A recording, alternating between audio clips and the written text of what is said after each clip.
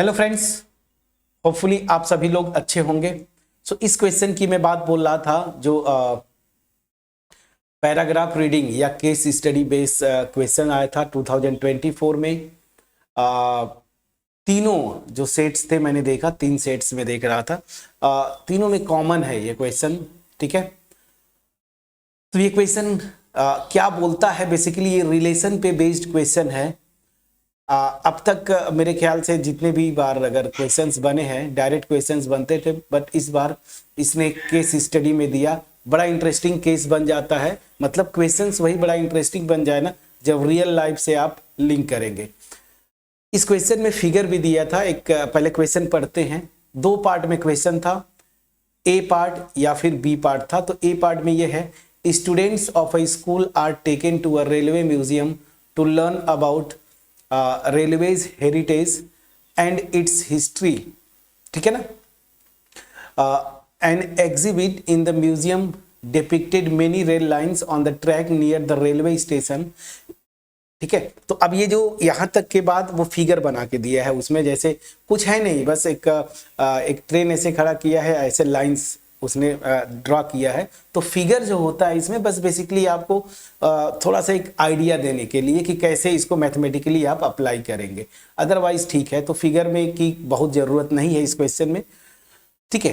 Anyways, फिर क्या बोला है, let L be the set of all rail lines on the railway track and R be the relation defined by this. तो बोल क्या रहा है ना कि ऐसे जैसे लाइन्स हैं, ऐसे लाइन्स बनी हुई हैं, फिगर में आप देखेंगे तो बोल रहा है ना कि जितने लाइन्स हैं, मतलब ट्रैक्स बने हैं ना, तो उसमें लाइन्स होंगी।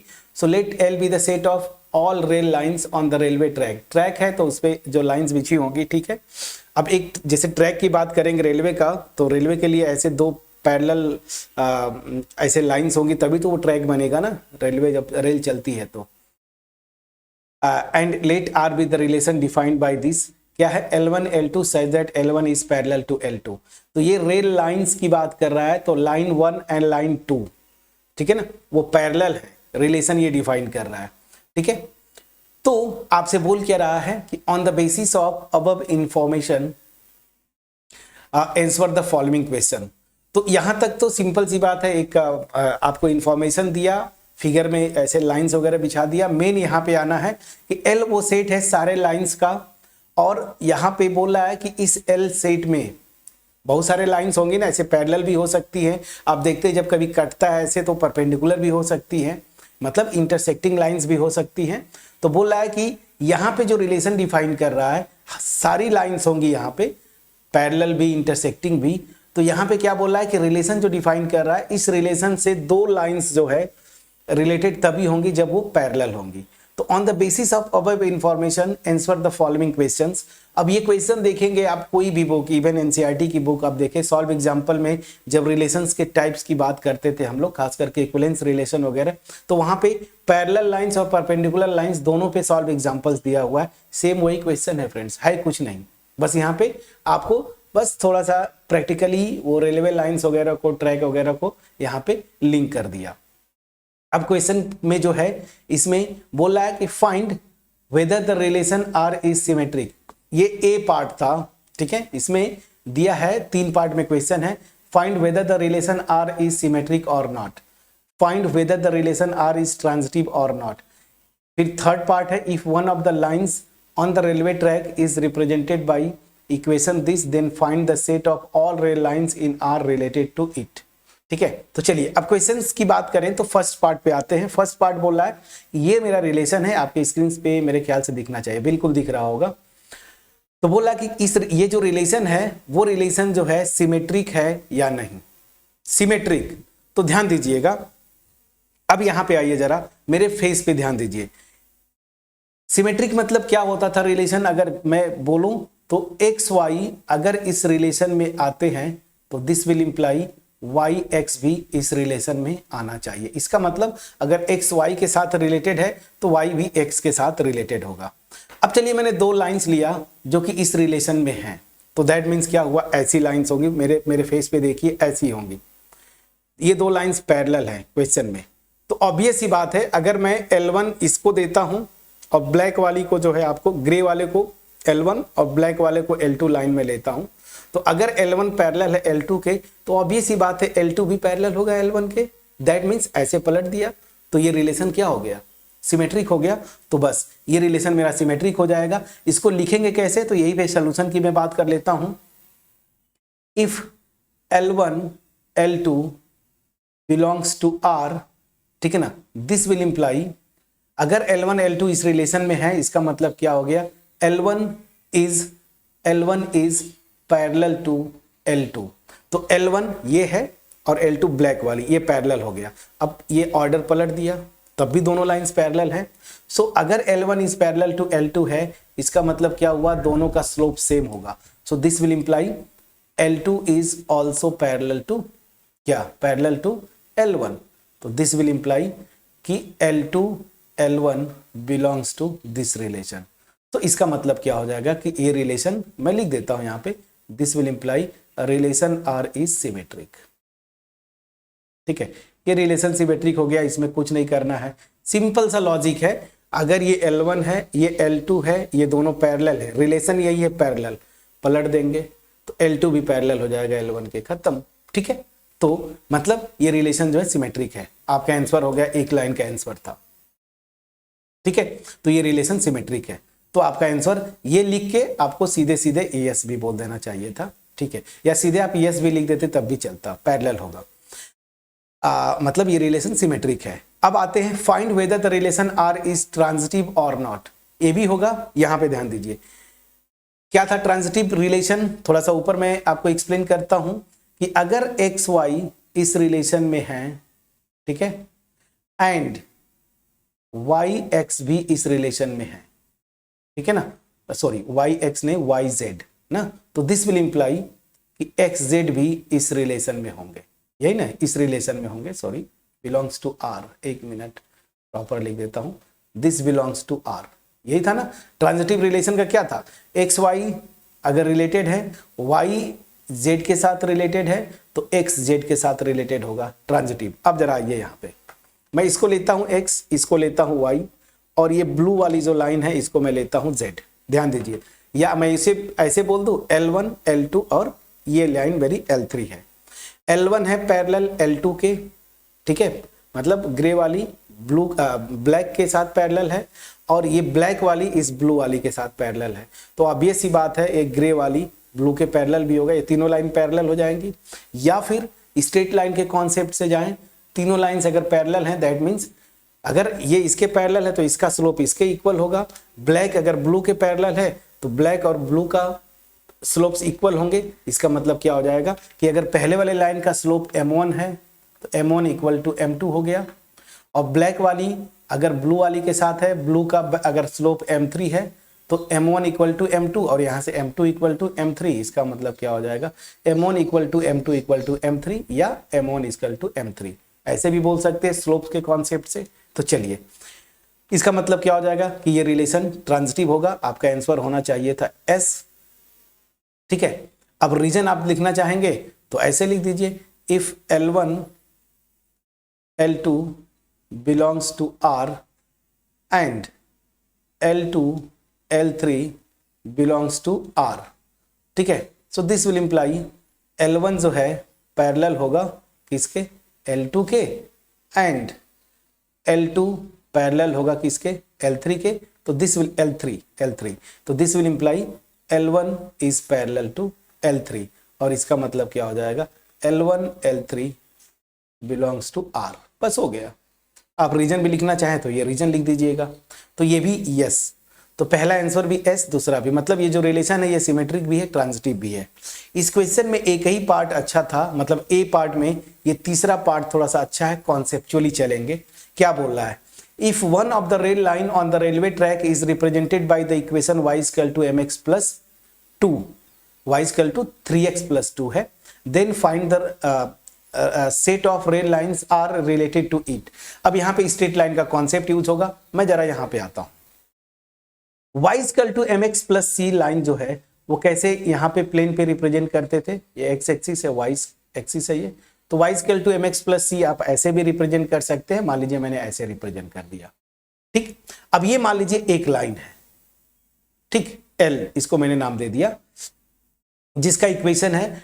हालांकि अगर प्रॉपर तरीके से आप रिप्रेजेंट करना चाहेंगे तो मैंने आपको बोला था ग्राफ अगर खींचना चाहते हैं तो आप इंटरसेप्ट फॉर्म में लिखिए। तो 3x इधर आएगा तो -3x plus y this is equal to 2, 2 से डिवाइड करेंगे तो इस लाइन को हम ऐसे लिख सकते हैं x upon -2/3 plus y upon 2 this is equal to 1। तो x पे नेगेटिव सही मैंने ड्रॉ किया था -2/3, 0 ये पॉइंट हो गया, ठीक है। और y पे ये पॉइंट है 0,2, बस ये मेरी ग्रीन लाइन है। वो एग्जैक्टली देखिए मैंने प्रैक्टिकली सही खींच दिया। चलिए तो ये लाइन ऐसी आएगी, इंटरसेप्ट फॉर्म में बदल के ग्राफ खींच लिया। अब बोला कि एक ये लाइन ऐसी है, तो बोल रहा है ना कि then find the set of rail lines in R related to it. इससे जो रिलेटेड होंगी, इसका मतलब क्या हुआ, रिलेशन यही है ना कि पैरेलल होंगी। रिलेशन तो आपको यही है पैरेलल। तो इसके पैरेलल लाइंस कैसी आएंगी, सीधी सी बात है, दो लाइंस पैरेलल होंगी कब, जब दोनों का स्लोप जो है ना आपस में इक्वल हो। पहली लाइन अगर ये L है, इसका स्लोप यहां से आता है y equal to mx plus c form में स्ट्रेट दे दिया है, तो यहां से इस लाइन का स्लोप मतलब m1 मेरा क्या दे दिया है 3।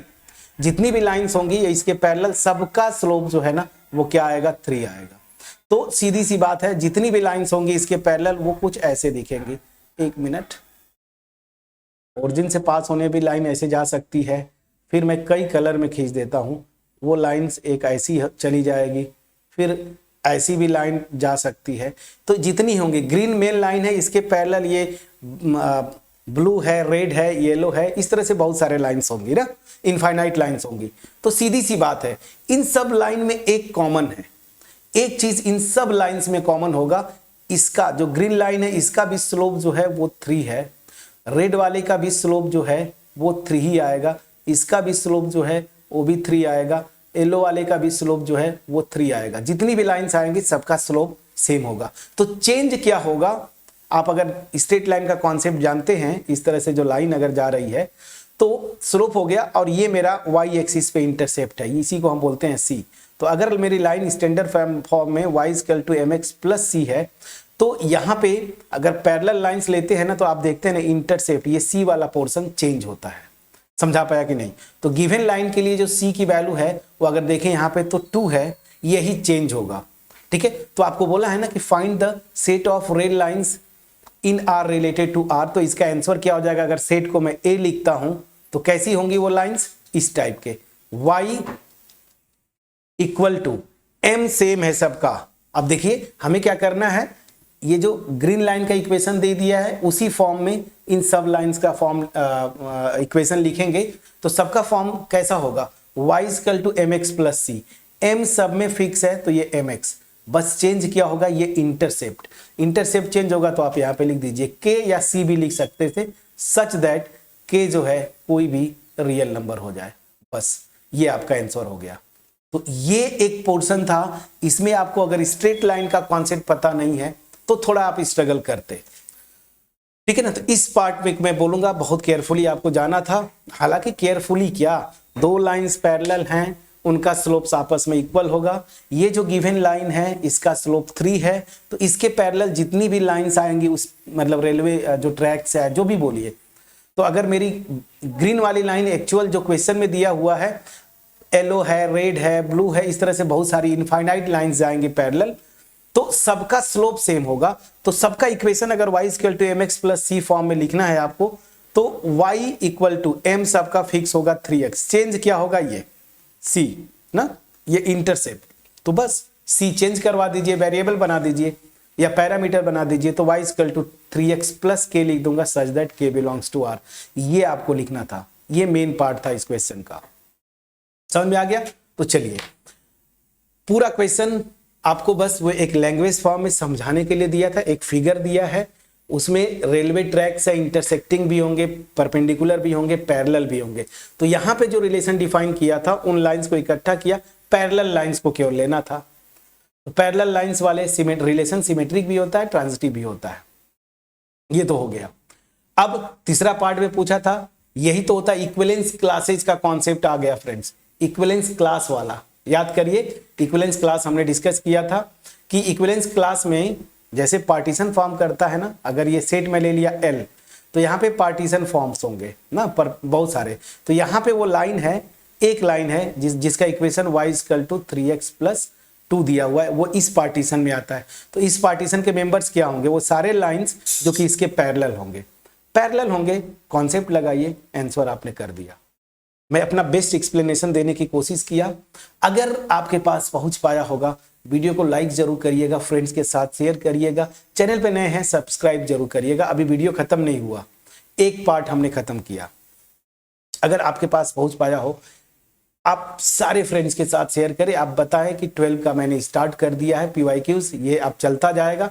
अब अभी जब मैं वीडियो रिकॉर्ड कर रहा हूँ सितंबर, मतलब एक बुक तो आपकी खत्म हो गई होगी, इंटीग्रेशन शुरू हो गया होगा। तो मेरी तरफ से परमिशन ग्रांटेड है। अब ये खत्म हो गया, कॉन्टिन्यूटी डिफरेंशियबिलिटी खत्म हो गया, डेरिवेटिव पे चलेंगे। डेरिवेटिव मतलब डिफरेंशिएशन, उसके बाद एप्लीकेशन ऑफ डेरिवेटिव, फिर इंटीग्रेशन। तब तक जब तक वहां पहुंचेंगे इंटीग्रेशन भी इंडेफिनिट खत्म हो गया होगा। तो फिर आपको प्रोसेस पे इस तरीके से हम चलते चलेंगे। मोटिव ये नहीं है मेरा, मोटिव ये है कि एक रिदम में लाना आपको। जो भी चैप्टर्स खत्म हो गए PYQs, इस वीडियो मेरे प्लेलिस्ट बना के रखा हुआ है, आप बिल्कुल वहां से 2023 तक के क्वेश्चंस को देखिए ना। आप 24 में कर रहा हूं, तो एक रिदम में जब आप आ जाएंगे तो मजा आ जाएगा, ठीक है, क्योंकि 80 आउट ऑफ 80 का टारगेट हमारा है।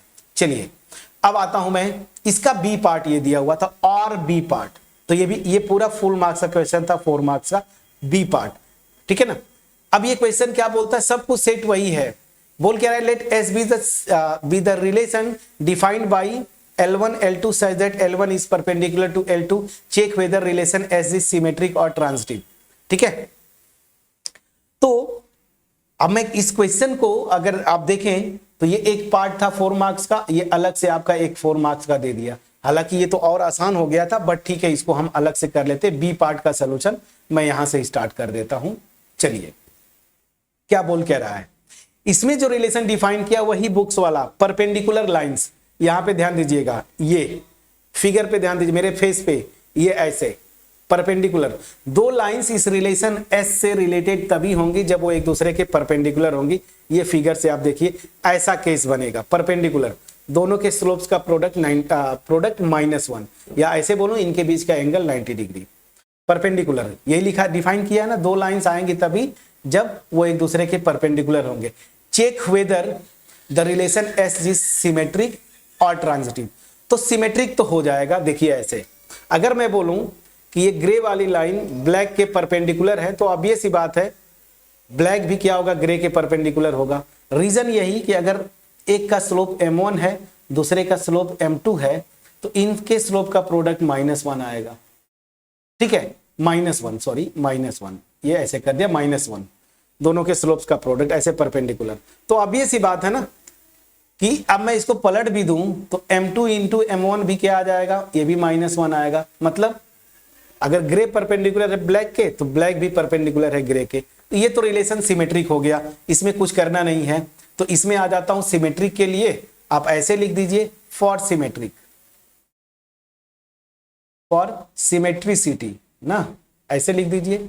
चलिए, तो सिमेट्रिसिटी की बात करेंगे तो पहले मैं यहां से लेता हूं, let L1 L2 belongs to this relation S।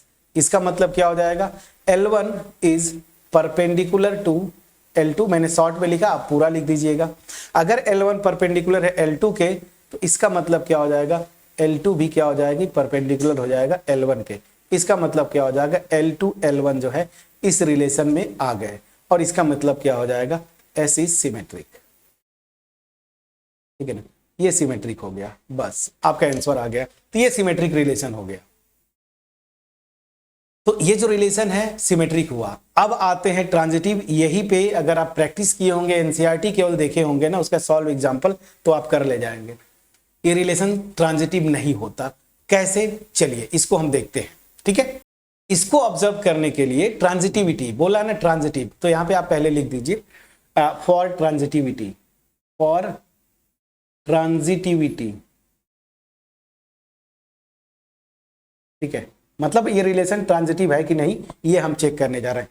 Practically ध्यान दीजिए, ये मेरे फेस पे देखिए, एक ये लाइन L1 है, L2 के परपेंडिकुलर है, ठीक। अब मैं तीसरी लाइन लूंगा L3 जो L2 के परपेंडिकुलर है, तो वो कैसी आएगी? ऐसे आएगी, परपेंडिकुलर होगी तो L2 के परपेंडिकुलर ऐसे होगी। दैट मीन्स क्या हुआ, इसका मतलब क्या हुआ, अगर ये लाइन बहुत बड़ी लेंथ लेंगे तो कुछ इसको आगे एक्सटेंड करेंगे तो ऐसे आ जाएगा। तो ये L1 और L3 पैरेलल हो जाएंगे। देखिए ऐसा फिगर बनेगा, ये इसके परपेंडिकुलर, और अगर L2 L3, ये L3 है तो L3 के परपेंडिकुलर है तो ऐसे होगा। अब ये मतलब इसको थोड़ा सा आगे एक्सटेंड करेंगे तो ऐसा कुछ फिगर आपको ज्यादा अच्छे से दिखेगा, ऐसा बनेगा। मतलब L1 L3 क्या हो जाएंगी, पैरेलल हो जाती हैं, जबकि इस रिलेशन में आने के लिए परपेंडिकुलर होना चाहिए। तो आपका आंसर यहां पे क्या आएगा, नो। इसका आंसर आएगा नो। रीजन अब आप दीजिए, रीजन आप दीजिए, if L1 L2 and L2 L3 belongs to this relation S। इसका मतलब क्या हो जाएगा, L1 जो है वो परपेंडिकुलर है L2 के, एंड L2 जो है वो परपेंडिकुलर है L3 के। तो L1 परपेंडिकुलर है L2 के, L2 परपेंडिकुलर है L3 के। This will imply L1 is parallel to L3, parallel हो जाएगा। तो इसका मतलब क्या हो जाएगा कि L1 L3 जो है ना वो इस रिलेशन में बिलोंग नहीं करेंगे, does not belong to this relation S। So this will imply S is not transitive, not transitive. ठीक है, ये ट्रांजिटिव नहीं हुआ, इतना लिख देते आपका आंसर हो गया। आप बोलेंगे सर स्लोप्स के टर्म में इसको आपने एक्सप्लेन किया, इसको भी जरा एक्सप्लेन कर दीजिए। चलिए मैं आपको एक्सप्लेन कर देता हूं। मैं एज्यूम करता हूं दूसरा मेथड ये हो जाएगा, यही आप लिखिए मेथड 2 में इसको कर देता हूं। मेथड 2, मेथड 2 मैं एज्यूम कर लेता हूं, लेट स्लोप जो है, slope of L1 this is equal to, for example मान लिया M1, स्लोप ऑफ L2 ये मैंने एज्यूम किया M2, and slope of L3 मैंने एज्यूम किया M3। ठीक है, अब आपने आप यहां तक लिखेंगे, यहां तक मेथड 2 में भी आप यहां तक लिखेंगे। तो L1 अगर L2 के परपेंडिकुलर है, since L1 is perpendicular to L2, तो बाय डिफिनीशन दोनों के स्लोप्स का प्रोडक्ट क्या होगा, ये आ जाएगा -1। इसको लिख लीजिए इक्वेशन 1। ऑल्सो एज L2 जो है वो परपेंडिकुलर है L3 के, तो यहां से आ जाएगा इन दोनों के स्लोप्स का प्रोडक्ट जो है वो क्या, -1। ये हो गया इक्वेशन 2। ठीक है, तो किसी एक से M2 की वैल्यू उठा के रख दीजिए। तो यहां से मैं रख दिया M2 की वैल्यू क्या हो जाएगी, -1/M1। अब ये वैल्यू उठा के इक्वेशन 2 में रखिए, तो M2 की वैल्यू -1/M1 इधर रख दिया आपने। ठीक है, और इधर है मेरा M3 and this is equal to -1। तो M3 इक्वल टू, ये माइनस माइनस प्लस हो गया, क्रॉस मल्टीप्लाई करेंगे, M1 इधर आके मल्टीप्लाई होगा, तो M1 इक्वल टू M3 आ गया। दो लाइंस के स्लोप, ठीक है ना, ऐसे था, ये ग्रे L1, ये L2 और ये था मेरा L3। तो L1 और L3 का स्लोप्स आपस में इक्वल है, मतलब ये लाइंस कैसे हो गई, पैरेलल। वही मैं दिखाया था आपको। So this will imply L1 is parallel to L3। और इसका मतलब क्या हो गया, परपेंडिकुलर हुआ नहीं, मतलब L1 L3 जो है ये इस रिलेशन में नहीं आए। क्लियर हो गया, बस ट्रांजिटिविटी का मतलब यही होता है।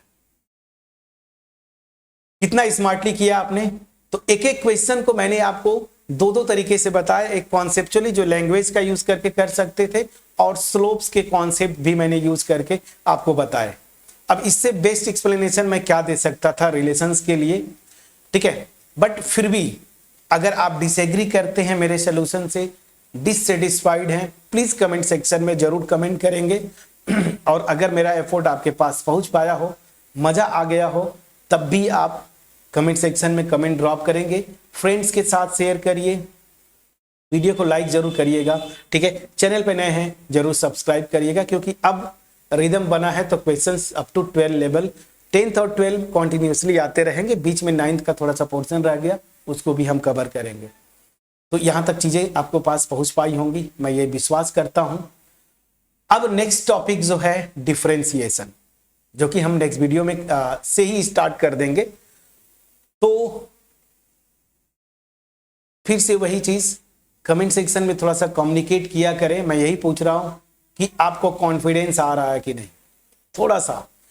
23 तक PYQs ऑलरेडी अपलोडेड है फ्रेंड्स, तो वहां से आप डिफरेंट जाके आप कर सकते हैं। यहां पे भी आप प्लीज जो सीक्वेंस चल रहा है उसको आप देखते जाएं, मेरे ख्याल से जरूर बेनिफिट होगा। So thank you so much friends for watching my videos.